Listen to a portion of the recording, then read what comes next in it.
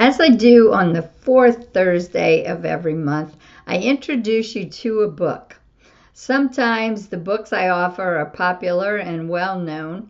Other times they are ones you won't find on the shelves of your local bookstore. This month's book falls into the latter category, but that doesn't mean it's not worthy of your time and attention. Hi, my name is Patricia Chaplanthier, and welcome to episode 119 of the Life Writers Blog, where you can find inspiration and useful tips to help you write your life stories. I've used the concept behind this book as a writing prompt several times, as a lot of other writing instructors have done as well. But I never knew of a book written in this form until I found I Remember by Joe Brainard. I Remember by Joe Brainard. As well as being a writer, Brainard was an artist who painted near the start of the pop era and was part of the New York School of Artists and Poets. Moving his avant-garde style of painting into the literary world, he created a book unlike any other of its time. I Remember was originally published in 1970 and remains in print still. It's a collection of sentences and fragments that all begin with I remember, followed by a glimpse into Brainard's past. Overall, the book isn't organized in any particular fashion, but I'm sure the author positioned each entry where it is for a reason. In places, the author groups his entries, like on pages 89 to 91, where he remembers Christmas. He writes, I remember some beautiful German Christmas tree ornaments in the shape of birds and houses and people. I remember after Christmas shopping coming home and gloating over everything I bought. I remember after Christmas caroling hot chocolate. I remember more than once leaving the price tag on a present. I've done that quite a few times. I remember opening my first packages very fast and my last few very slowly.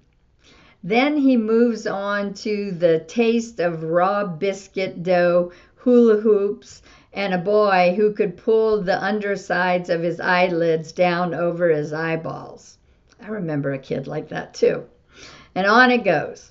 Some of his entries are funny, some touching, some benign, some a little bit naughty in that childhood kind of way. Brainard's I Remember became so popular that he wrote two more. I Remember More and More I Remember More. As well as being entertaining, Brainard's books work great as triggers for your own memories, like this one. He writes, I remember looking cross-eyed and being told not to do that because they might get stuck and I'd be cross-eyed for life. I hear my mother's voice uttering those words as I read this, and I thought I was so clever learning how to cross my eyes.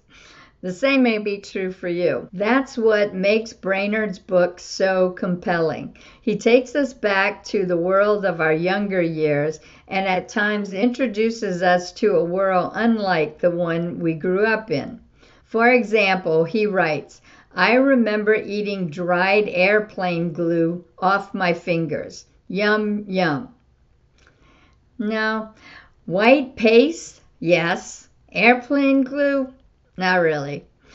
But even if I haven't had the exact experience Brainard writes about, I usually have had one similar to it. Writing I Remember repeatedly and seeing where it takes you is a great way to brainstorm. It's also a great way to get some writing done when you're stuck on a piece you're trying to write, or if you feel uninspired or even bored. You can also use I Remember sentence starts to write a fully intact story. So go ahead and try it now. Write a piece about one of your childhood neighborhoods. starting each line with "I remember." After you've done that, share it with us in the comments section below. But always remember, whether you like this method of writing or not, the only way to do this wrong is to not do it at all. The only way to do this wrong is to not do it at all. Until next time, happy writing, everybody. Don't miss the next episode. Sign up to be notified of future posts and upcoming events. Use the buttons below to share this episode on social media or with a friend who might like it. If you enjoyed this week's episode, you will love our Life Writers membership. Whether you don't know where to start writing your life stories, have started and stopped many times, or have been writing but want to receive feedback to make your stories better, the Life Writers membership is where you need to be.